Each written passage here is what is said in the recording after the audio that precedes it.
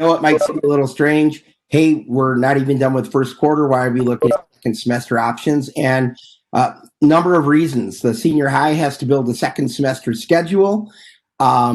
We also have heard from parents wanting to come into EVA during second semester. And we have heard from parents who think they want to return to in-person learning. And all of that takes time. And our counselors and our other school staff, both in and out of the buildings, needs to be able to help us with that. So a couple of things. We know that some of you don't like being seen on video. So at the bottom of the WebEx, it'll pull up this little menu. And if you click on the camera, it'll turn off your camera so you don't have to worry about that. If you come in, if you accidentally turn on your mic, please just click that microphone icon. It will turn red and it will mute your mic. What we're going to ask is, if you have questions, we want you to ask them in the chat. And there's a couple reasons for that.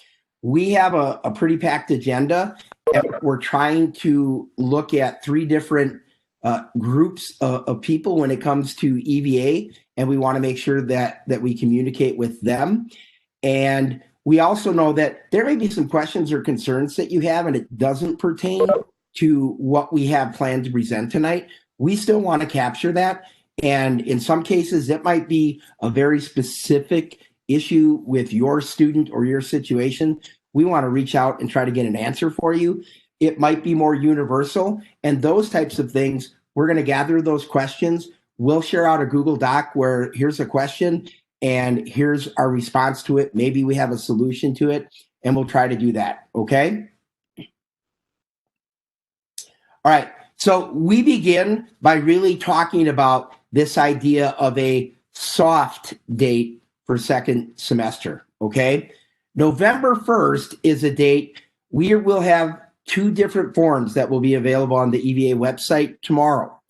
And we are asking that by November 1st, you will have responded to that, and you are not fully committed, okay? We want to be transparent. You still get to change your mind, but this lets people like Mrs. Renardi get started on what do I think it's going to look like for this 6-9 group. She has to coordinate with the middle school, the junior high, trying to be able to get students back into those buildings or get students out of those buildings into EVA.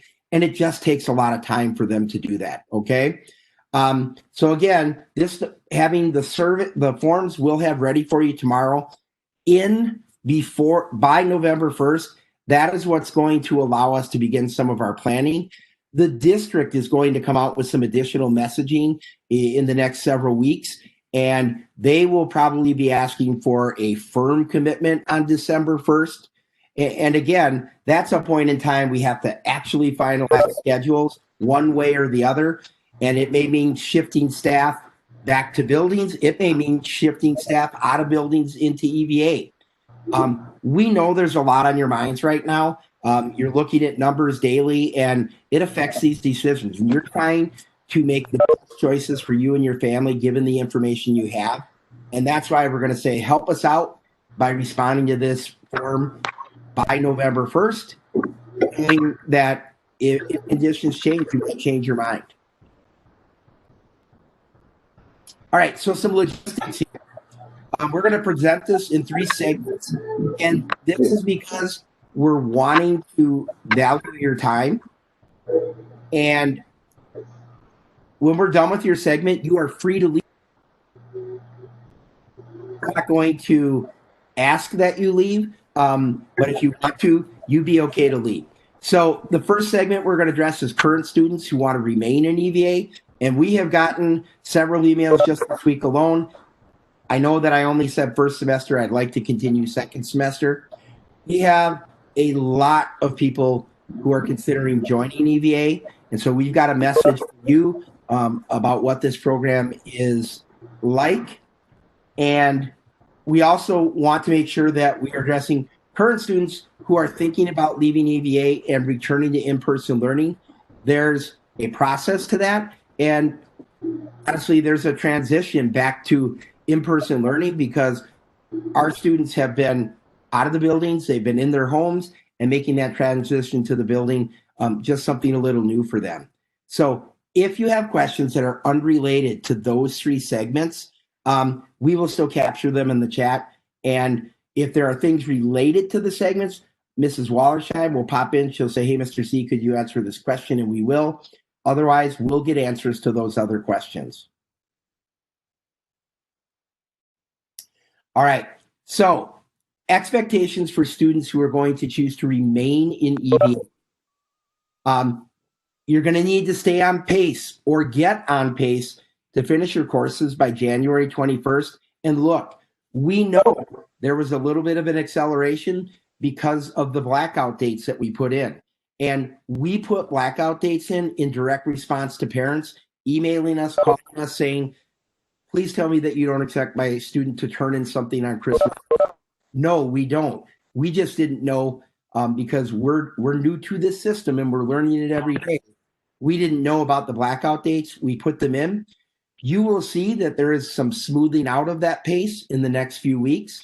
And I think the other piece is on Monday when we met with teachers, we gave them a little bit more autonomy with, hey, take a look at this class. How does it compare to what you might teach in a face-to-face classroom?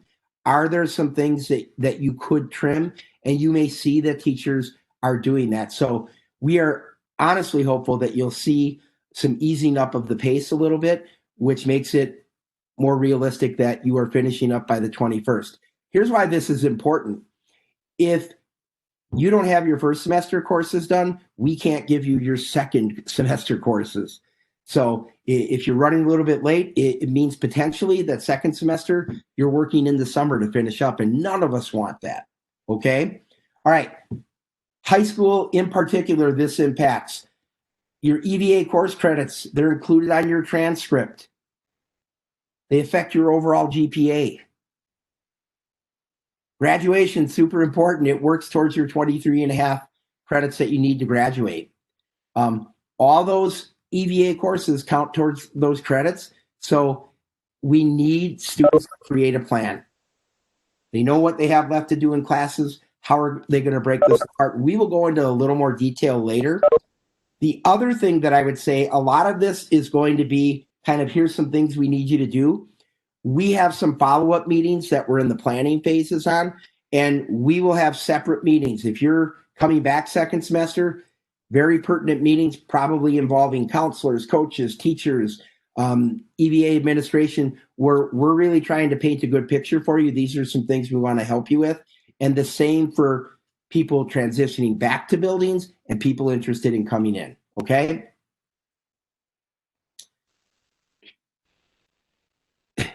This we can't stress enough, that students who are in first semester want to stay. You have to take full advantage of the layers of support. Participation. And this is where I'm probably going to sound a little scoldy, and I don't mean to sound that way. We need you to participate. When Mrs. Renardi sets up a WebEx for you, it's not negotiable that you come. It's not, I didn't feel like coming. If we're setting up a WebEx, if we're trying to communicate with you, it's because we're trying to help you. So as we move forward the rest of this quarter and all of first semester, we want to get you successfully to second semester. Any WebEx sessions, coaches, teachers, you have to check your school email daily. You have to get a hold of teachers, coaches when you need help. Sharing. We're going to ask you to discuss your progress with your parents. And those forms that we're asking your parents to fill out, we're going to ask for some pretty specific information because we've learned some lessons. We're 7 weeks in right now, and we've learned lessons. We know that we don't have accurate cell phone numbers or email addresses for your parents, but we're going to get them between now and November 1st or tomorrow and November 1st. We're going to get that information in. Your parents are going to be able to be guardians and actually look at what you're doing or not doing in Buzz. And we think that's actually going to help you. We don't mean it as a negative. We hope that if you share it, if your parents have access, they're going to be able to assist. Students, we expect that you're responding to staff. We just do. This remote learning, as you all know, is difficult enough to begin with. And when people are reaching out trying to help you, trying to see if you need some kind of support, we need you to respond. This last one, Mrs. Renardi and I have been on a few home visits, and this one, I'll tell you, just stands out. Students, if you do not have a piece of paper up on a wall in front of you or a planner off to the side, and you aren't blocking off your days, you are probably struggling right now because you might be trying to sit down, do all your classes at once. We're hearing about kids spending 8, 9 hours a day online. That's not healthy. 2 hour block, take a break, walk around, get some air, 1 hour block. So we're going to encourage you, and we're also going to try to show you how to do that as we move forward.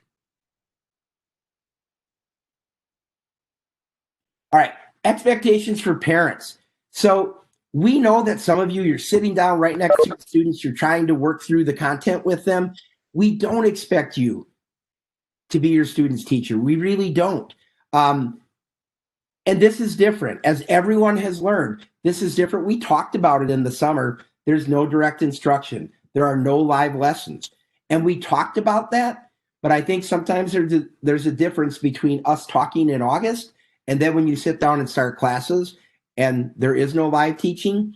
We have teachers right now, they're experimenting with things. They're seeing some things that they want to provide more assistance, but right now we just aren't ready to do that as a whole system, but we're going to get there. We will get some better supports in place. So parents, please be an active participant in your learning, in that learning. Success with online learning requires parent support and involvement. And really what we're looking for you to do, be active in monitoring that progress. And for some of you, we just find out that we didn't have the right email information or phone information for families. When we get it, we enter that, and we have gotten positive feedback that the communication has increased. And that's what we really want. We want to support you. We want you to be successful.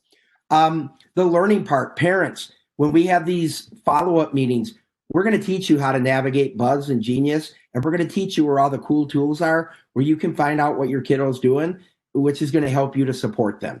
We know that not all of you know how to do that. We will get there. We are going to work on videos that'll be on the website. In the short term, we're going to teach you how to do it. The communicate, respond is extremely important. Parents, please check your email daily and or call staff if you need support or we reach out. We are learning a lot of things. Just this week, Mrs. Wallersheim and I met with our support people for the eSchool network.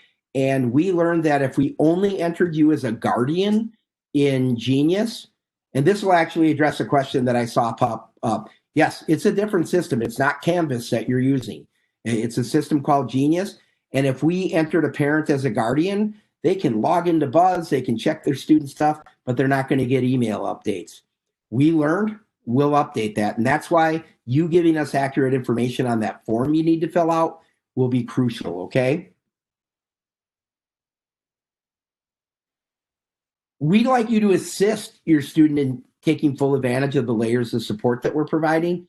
And when we say make academics a priority, a lot of you are. A lot of you, we're hearing great stories. You've carved out a space. Some of you, it's the kitchen table, and the students are working there. We've heard some other stories where kids are just walking upstairs or going to the bedroom. Parents don't know what they're doing. We can't turn off Netflix. We can't turn off YouTube because YouTube is built into some of the lessons. So there's things we can't do. We're just asking parents, talk to them. What's a space where you know that they can have that schedule in front of them? It's a dedicated workspace. Maybe it's away from the PlayStation or the Xbox. Maybe it's not right next to the TV. All those things are going to be a big help based on what we're hearing from students and parents. Parents, just be curious. Ask questions. Have your students show you their progress. Learn how to navigate those Guardian tools in Buzz, which will show you, but your students can also show you where things are in Buzz. And the last piece, this is one we pushed out just in the last few weeks. Attendance. I just want to clarify on attendance, and this is no different than face-to-face buildings. As an assistant principal, I more often hear about attendance from the parents who don't have to worry about their kids' attendance than I do from the parents who we need to worry about their attendance. So if your student is engaged and they're participating, you don't have to worry about attendance. It's students where we find they're really not engaging a whole lot in Buzz and they're not responding to teachers. Those are ones where we're concerned. Plagiarism, okay? We're in a new world here.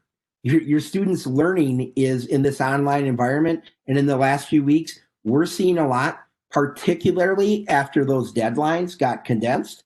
We're seeing some students who are copying things off a website, pasting it into a response.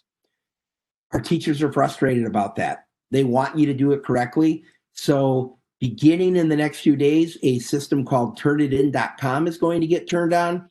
When your student attempts to turn in an assignment that is plagiarized, it's going to tell them you are attempting to turn in plagiarized work.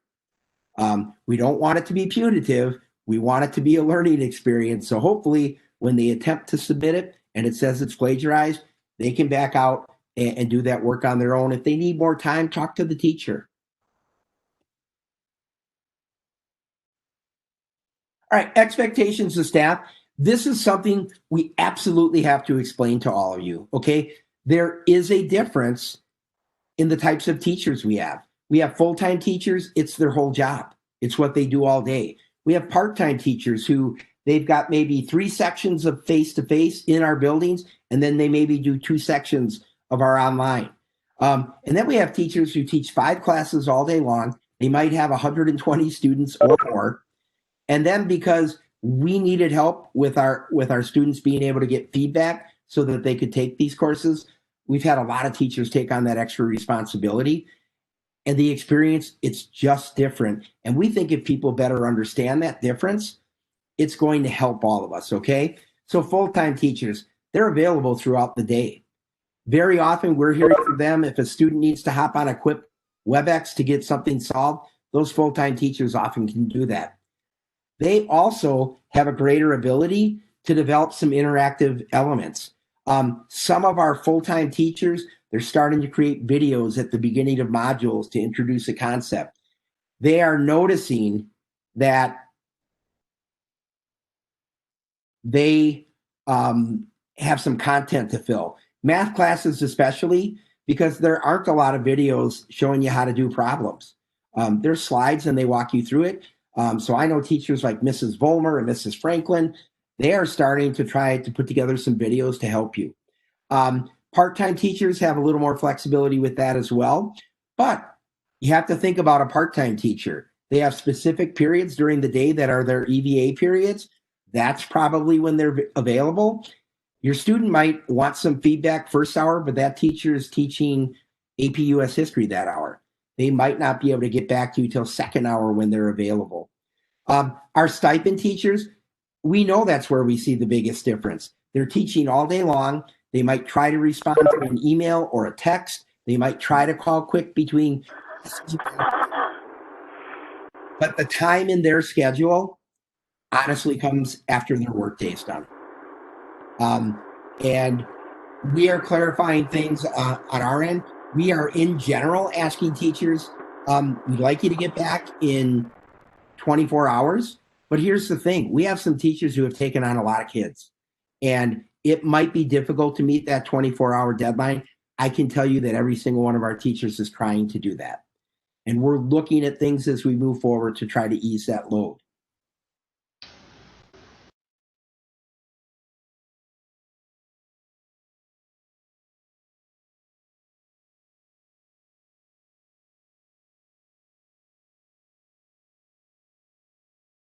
All right, expectations of staff, coaches. This is one we just have to address. I want you to think about this. Back on August 5th, when we had meetings and we had our description of a coach, we were planning for a maximum of 275 students. When I looked at the end of today, we have 531 students in 612 EVA.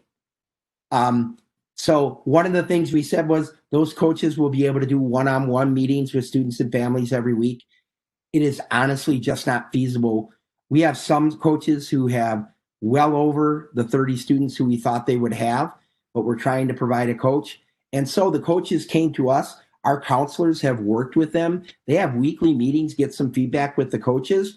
And the coaches have said, could we meet with groups of 6, 7 kids? They're going to try to group kids by concerns, maybe by struggles, and try to provide those study skills and other things. Listen to kids, get feedback. So while we can't do the one-on-ones, and they're trying in certain circumstances, we just need you to be aware of it. There just aren't enough people to go around. But things that we are expecting our coaches to do, communicate with students via Genius. That way we have a log. If I get a call from a parent and they're questioning or wondering, hey, what contact are we looking at?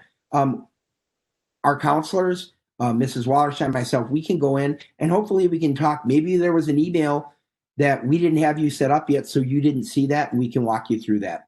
They're going to try to help ensure that we have access to, that your student has access to technology, and comes in a variety of ways. We know we still have some students trying to do our classes on iPads, and that's going to be hard to do. Buzz does not talk well with our iPads, so we're still trying to bridge that gap. Coaches are monitoring grades and pace. You will probably get those weekly pace warnings from our coaches. And when I say warning, they're really just trying to make you aware. We know it can probably feel a little naggy when they're sending those. They just want you, just that reminder, and they're trying to reach out to you. Could you contact them so they can help you get on pace? They might provide support structure. They can show you how to lay out a daily planner. They can help you with study skills. We have had coaches attend individualized education plan meetings. Those are for students with special needs. Coaches, because they're working with our families, have been a great asset in those meetings. This bottom one is a really important piece, though. Coaches, they serve as a liaison. We have 87 students enrolled in statewide sections, which means their teacher is in La Crosse or DeForest or Grantsburg or Oshkosh. And those coaches communicating with your students' teachers to try to make sure that that teacher, maybe they don't understand why a student hasn't started anything in a class yet. Our coaches who know that information are serving as that bridge. All right, required next steps. If your student's going to remain for second semester, we're asking you, think about this. Have they been successful in their online learning thus far? If your honest answer is no, we at least want you to think about it. We know some parents have their students in EVA for a variety of reasons, and that's fine, but we're just asking you. We're concerned about a student who hasn't been successful, and will they be successful moving forward? We will do everything we can to support them, but we'll let you know we're worried about your student. Is this a good fit? And we'll get to that when we talk more in our follow-up meetings. Everyone who's returning for second semester, you know the format of this. There's a lot of reading. There's a lot of individualized learning. So just be aware of that. So starting tomorrow, there will be 2 forms on the EVA site. For each student you have in 612 EVA, you've got to do a form entry for them. Okay, one link is for 6-9, and that's so that Mrs. Renardi gets only the kids who she is working with, and the 10-12 is so that Ms. Davis gets her students at 10-12. Okay, we need that. The words before there, by November 1st is what we need. Please complete all the information so we have accurate email addresses, cell phone numbers. One of the questions that we're going to ask on that form, parents, is do you prefer to be reached by text? We know the world we live in. A lot of people will more readily respond to a text than an email or answer the phone. If you say yes, all we're going to ask is make sure that the phone number you give us is a cell number and not a landline. Because otherwise, we're not going to be able to text you. So I'm just going to pause really quick here. This slide applies to all 3 of our segments. If you just wanted to take a quick screenshot, if you got your phone and you want to snap a picture, I'll leave this up here just about 10, 15 seconds. And that way, when I get to this slide for people joining and people who are leaving, I don't have to spend as much time in it. So hopefully you have a chance to take that picture.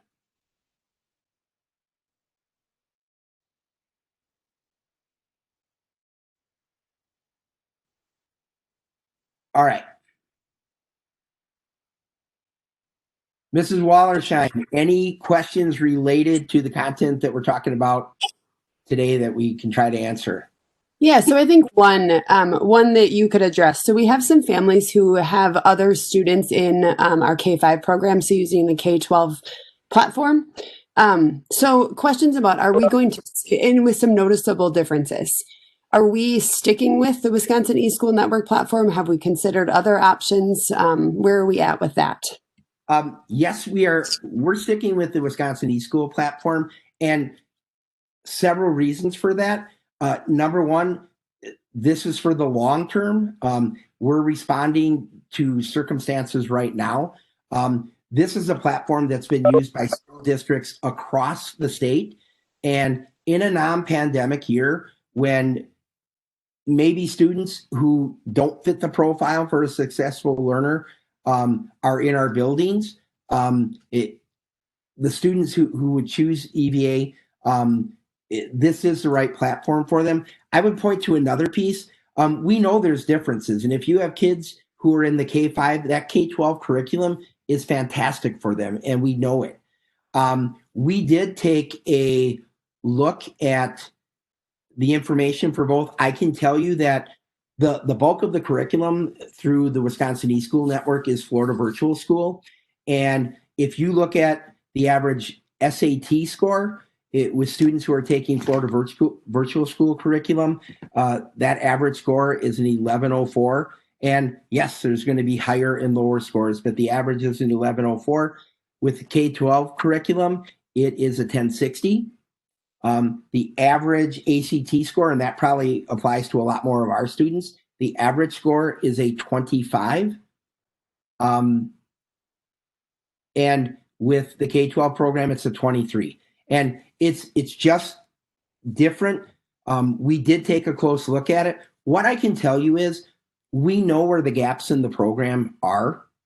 Ms. Wallersheim and I met with leaders of the programs across the state, programs who were in year 2, year 3, year 4, a lot more interactive pieces built in. And once we learn about this during this year, and we will make improvements as we go this year. Second quarter will be better than first quarter has been.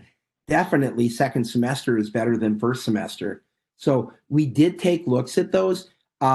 This is the one that long-term we form a partnership. Our students can get classes that are taught by teachers from other districts across the state and ones that we don't have certified teachers for. So that's the reason for this choice.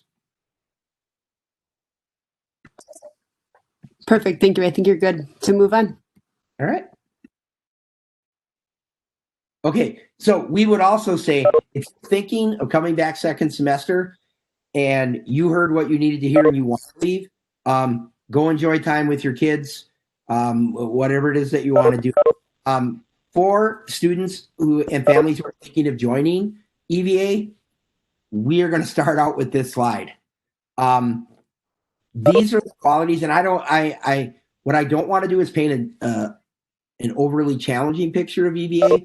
I want to tell you that it's challenging. These are the characteristics, all these bullets here, and I'm even going to be quiet for a few seconds here and let you read through them. These are the skills that kids who are doing really well in EVA have.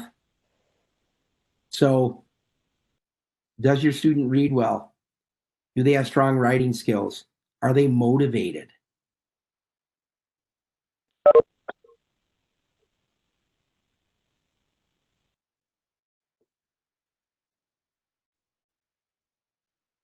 And again, you could snap a picture of this if you wanted to review it. We have a couple of tools that are on the EVA website, and we will try to make sure that we remind everyone of where those links are. We have a great rubric for parents to fill out where you maybe sit down with your student, go through it, and if a lot of your scores suggest that your student might struggle, by the way, if you still send your student to EVA, we are going to do our very best to support them. Yes, you can still send them, but we want you to be aware these are all skills that your student really has to have to be successful in the program. This one here, responsive. If your child doesn't like to respond to teacher emails, if your child doesn't like to respond to phone calls, they may find it challenging. Remember, we're remote. There isn't a teacher that they can go into the building to meet, to get caught up on. It might be via a WebEx. It might be via a phone call. So these are those really important skills, if you're joining EVA, that you have to make sure that you feel comfortable your student has. We'd really like to highlight now, what are some of the advantages of online learning? More flexibility in your day. And I say that with a little bit of a wink. Mrs. Wallersheim and I have had conversations with students who wake up regularly at 11 a.m. Some flexibility. I think you want to be wary of that, because if you don't leave enough time in the day to work on your courses, you might feel crunched for time. We have students who are already almost done with some of their classes, and we know they're going to be coming and asking us for more. This is a way to earn some credits faster to get to that 23 and a half credits that you need for graduation. I want to highlight this third one here. Building executive functioning skills. That's a big psychology and education term, but here's what it really means. Your students will learn how to create a schedule if they're part of EVA. Your students will learn to plan ahead. They will develop increased communication skills because they have to. If they're going to be successful, they have to. They have to learn to self-advocate. Teachers are going to get snapshots. They'll know that work isn't coming in. But your student saying, hey, I'm struggling. Could I get a little help? I didn't understand this part. And the teachers can provide feedback. They can answer questions, but your student has to be able to have that self-advocation skill. The other thing that we have seen, and this one I do want to highlight. I was part of an IEP team today, and we met with a student who has done really, really outstanding work in EVA. Couple reasons that it might make a better sense for her to be in our building, but her confidence as she talked about things that she had done in EVA, that was something, because some of her teachers are now her EVA teachers, and they didn't notice that last year when they had that student in class. So this is something students can develop. College prep. Any of you who are reading the news, you know, most colleges, it's online learning right now. And we are probably not going back from all of that. There will probably be a combination of in-person and online classes moving forward. So whether it's at, and when I say college, North Central Technical College is one of those options.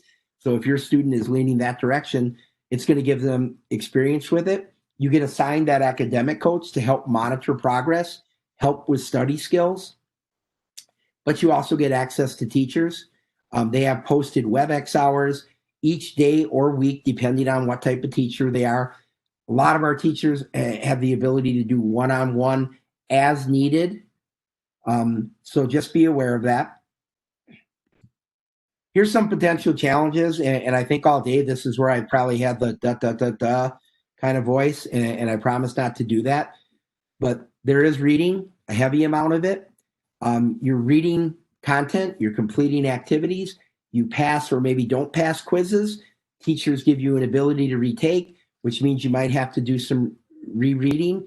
And that repeats kind of throughout your day at times. We are working towards building in some of that more interactive. It will come, but we just want you to be aware of that. There are no live lessons. This is not remote learning.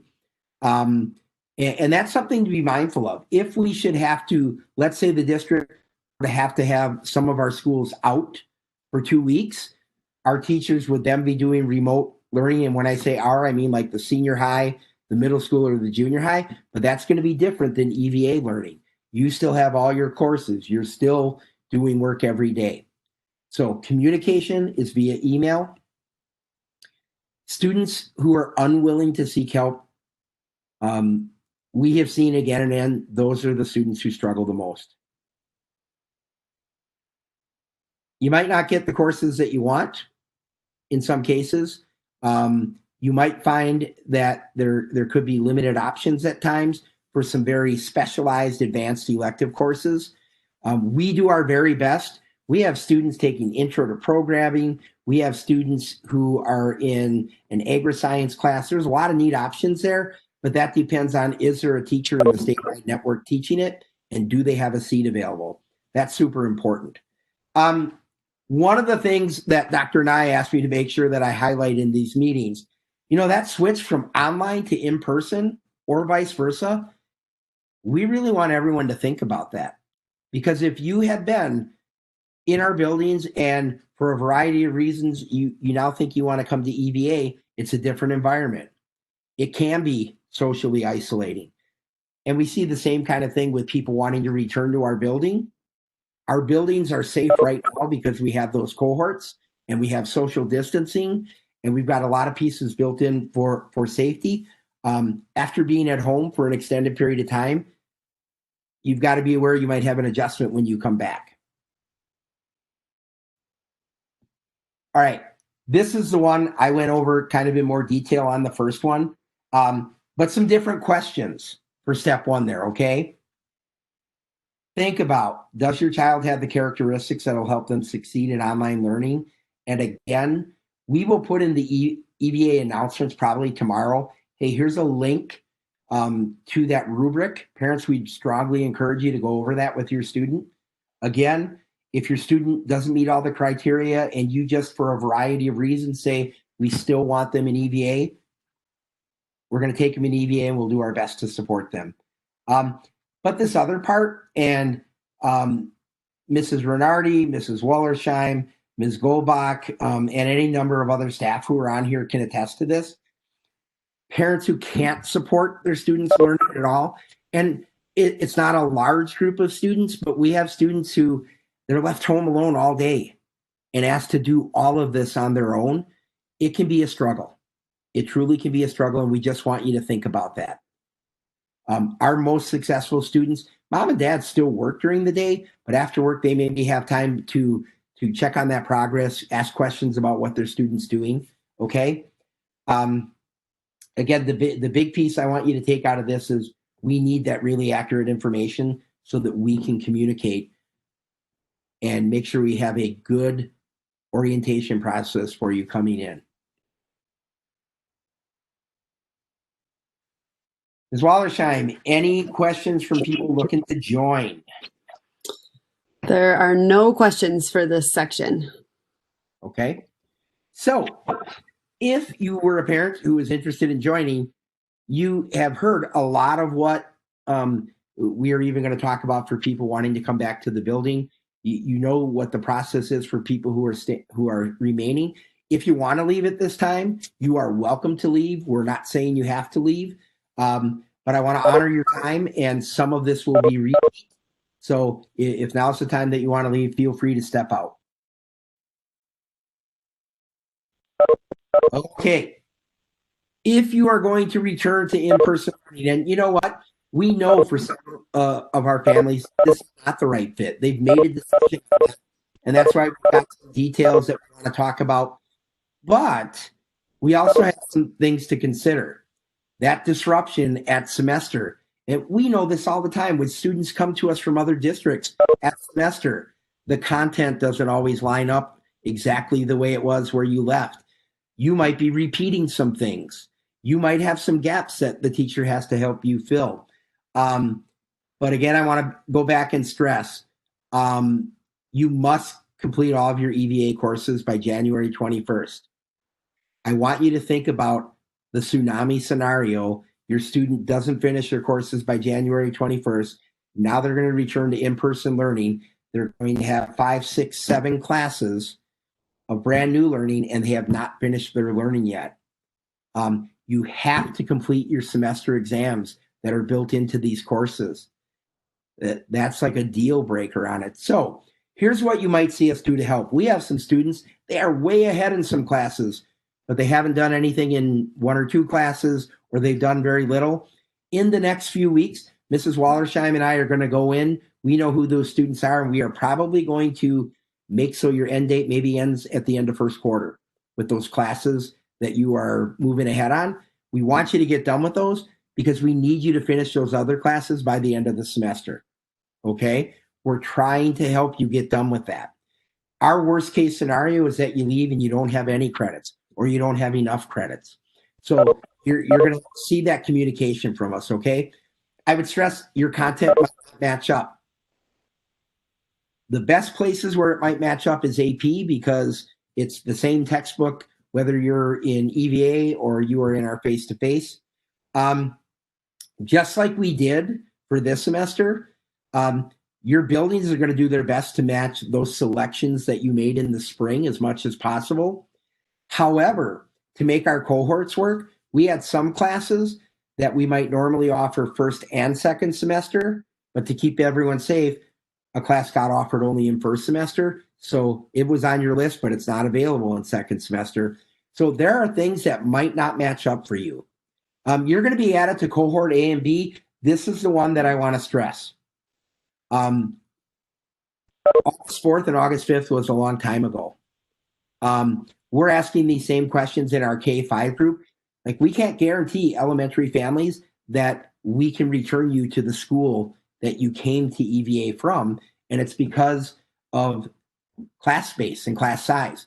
So whether you're middle school, junior high, or high school, these cohorts, they're balanced so that we have about half the students in a classroom, whether you're A or B.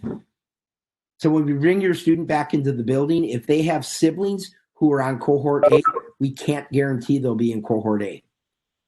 Returning, they might be in cohort B. We'll do our best, but we can't guarantee it. So something to think about if you were wanting everyone to be on the same cohort. When you return to in-person learning, you don't have a coach. So that coach who has maybe been hounding you, telling you that you need to stay on pace, telling you that you're behind on assignments, trying to help you build a schedule, you don't have that. And your teachers are going to do their best to do that, but we want parents to be mindful. But I do want to stress, you still have your coach through the end of the first semester. We are going to do our best to help your student have a successful first semester with us. This last one here, that adjustment back to in-person learning, it might be a challenge. I can tell you that we have had students who, even in our socially distanced space buildings, they've got some anxiety, and that's why they're maybe interested in coming back to the building. But you've maybe had that safe environment at home. If your student returns to the building, it's safe, but they're going to be around a lot more people than maybe they're used to being around. So we just want you to be mindful of that, okay? All right. The required next steps don't change all that much, but I do want to stress again, are your students on track to complete their classes by January 21st?